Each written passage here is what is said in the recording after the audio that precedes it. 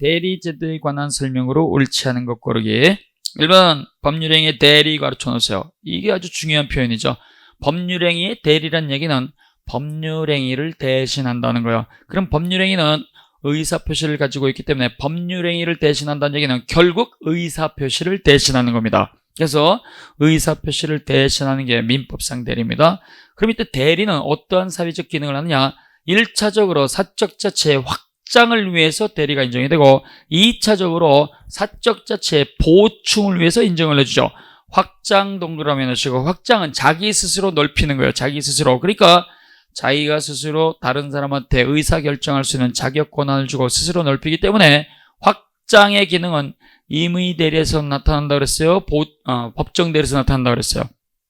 임의대리. 그래서 확장은 내가 스스로 활동 영역을 넓혀가는 거기 때문에요.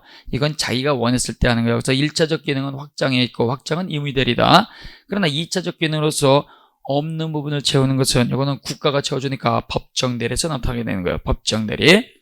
그 다음 2번 대리행위의 하자. 대리행위의 하자 가르쳐주시고 116조 1항 조문을 보면 대리에 있어서 의사표시에 흠결이 있거나 사기 강박이 있거나 선의 악의 과실의 의무로 문제가 생겼을 때에는 누굴 기준으로 한다? 대리인 표준이죠. 왜?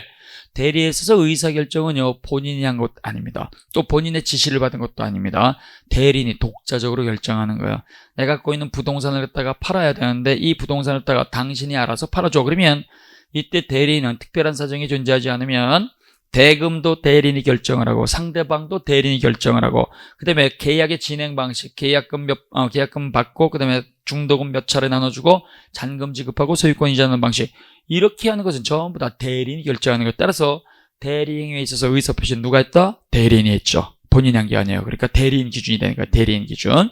따라서 대리행위에 있어서 문제가 생겼을 때는 대리인을 표준으로 한다. 아예 명문규정이 있다 그랬어요. 116조 1항. 따라서 절대다수결과 판례는 우리 민법상 대리에 있어서 의사표시는 본인이 한 것도 아니고 본인과 대리인이 공동으로 한 것도 아니고 무조건 대리인 단독이에요. 단독. 따라서 대리행위는 본인 행위가 아니고 대리인 자신의 행위가 된다. 그 다음 3번에 보면 민법상 대리제도는 사실행위라든가 불법행위는 인정되지 않습니다.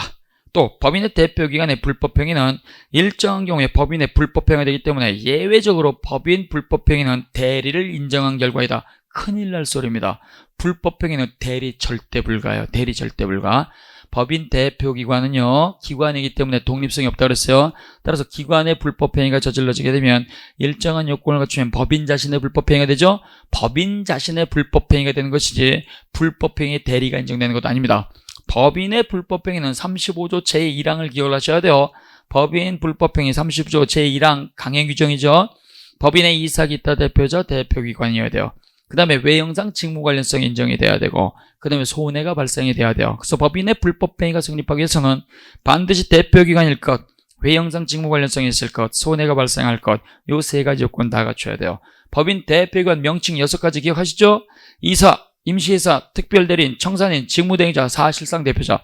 이사, 임시이사, 특별대리인, 청산인, 직무대행자, 사실상 대표자. 요 6놈만 법인의 대표기관이에요. 그러니까 그 6가지 명칭을 가진 자가 법인 자신의 불법행위를 저지르는 거죠. 그러니까 그 6가지 명칭이 할 때는 법인의 불법행위가 성립하지 않고 사용자 배상 책임이 적용된다는 거 같이 기억을 하셔야 됩니다. 그래서 법인의 불법행위가 성립하는 것은 대리가 인정되는 게 아니에요. 3번 틀렸고, 그 다음 법률행위는 자신의 이름으로 하고 그 효과도 자신에게 기속시키되 그 계산은 타인의 이름으로 한다는 점에서 간접 대리는 민법상 대리와 다르다. 그 다음 5번 본인이 의사를 스스로 결정을 했고 표시를 다른 사람한테 부탁하는 것은 이거는 사자라고 하죠. 사자. 본인이 그 토지를 10억에 팔기로 결정을 했어요. 병한테 전달을 해야 되는데 바빠가지고 을을 불렀어요. 내가 갖고 있는 땅을 갖다가 10억에 팔기로 결정을 했는데 상대방 병한테 네가 가서 이야기 좀 해주고 와. 알았어요. 얼마에 판다고요? 10억. 알았어요. 10억 가서 10억에 판다고 전달하면 요건 사자라고 했죠. 근데 이 사자가 정신줄 놔버렸어. 10억이라고 청약서에다가 표시했는데 0 하나 잘못 써가지고 1억 이렇게 잘못 표시했어요. 그러면 본인이 결정한 건 10억인데 상대방한테 사자가 잘못 전달했다는 걸 본인이 모르고 있죠.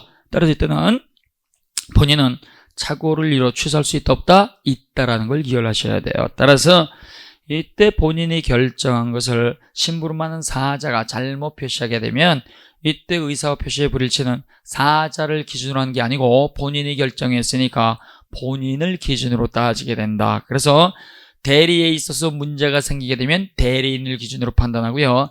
사자가 있어서 사자에 있어서 문제가 생기게 되면 그때는 본인이 결정했기 때문에 본인의 의사를 갖다가 기준으로 판단하게 되는 거야. 사자는 누굴 기준으로 한다? 본인 기준. 대리인은 누굴 기준으로 한다? 대리인 기준.